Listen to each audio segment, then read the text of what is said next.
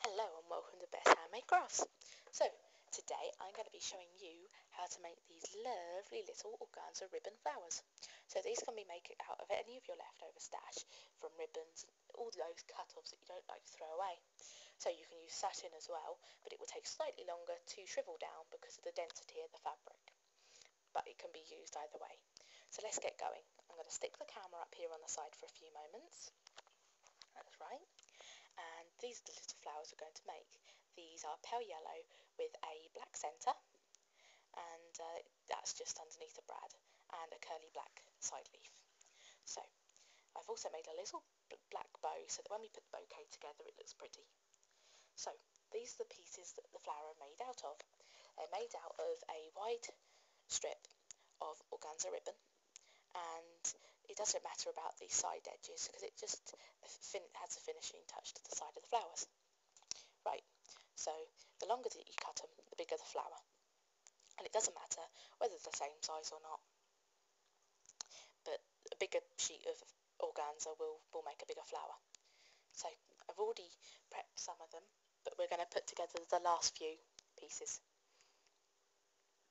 So there's 2 flowers ready, and they just curl up at the edges, and they're just slightly more solid than organza ribbon.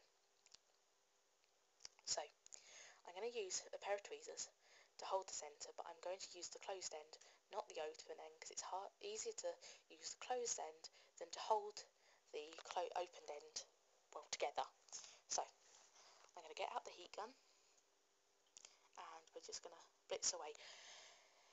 So we're just going to rub it over the surface, curling up the sides so it's got a more circular appearance. You can make them as tightly curled or not as you like. Now it's not on, but just don't touch it to the fabric, otherwise you end up with a massive hole in it and it'll burn. So here we go again.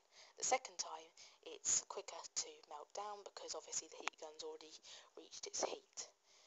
But just be careful of the tweezers, because it's metal they will get hot. So just don't touch the end that you've used the heat gun on. So now we're going to start putting everything together.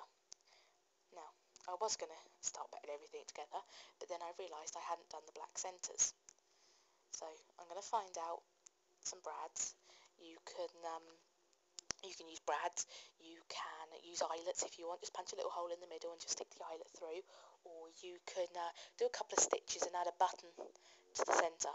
Now I'm using these little pink flower brads, but as you're probably thinking, oh, pink doesn't go with the black and cream, so I'm just going to grab a brown Spectrum Noir. You could use Pro markers, you can use Copics, any other alcohol based ink pen in any colours, or you can emboss. We'll do that and it'll just turn it a nice browny colour for the centre. So I'm going to do 2 of them because I've got 2 flowers to make up. So you just dab it over the surface so you get a nice covering. Right, and just put them to the side to dry. And as I said, I forgot about the black centres, so I'm just going to go back and do those now. Doesn't matter, that gives the brads time to just dry off. So hold the tweezers in the middle again and just rub the heat tool around the edges, making sure that you get a nice tight curl as it's a centrepiece. So all that just blew off to the side. So now take the second piece, just hold it again and go in for a second time. Right, now they're all ready. The brad should be dry. Yeah, they're dry. So you're now going to take the smallest black piece, and you're then going to layer them up, starting with the smallest piece and working all the way up to the biggest piece you have. Now you shouldn't need to cut any holes in the organza because it's gone quite hard where it's been heat set. It will just create a little hole, but if you have trouble with that, just give it a little snip, not too much of a hole. Satin and material ones you will need to cut a hole because it's too dense for you to push the brad through, but just push it through and pull the legs open, and then you can just flatten it out on a surface and give it a bit of a ruffle so that it makes a pretty flower shape. And there's your organza flower. So just give it a little bit of a shimmy around if it's not in the place where you want it, and there's your flower. So onto the second one now, just to run through again.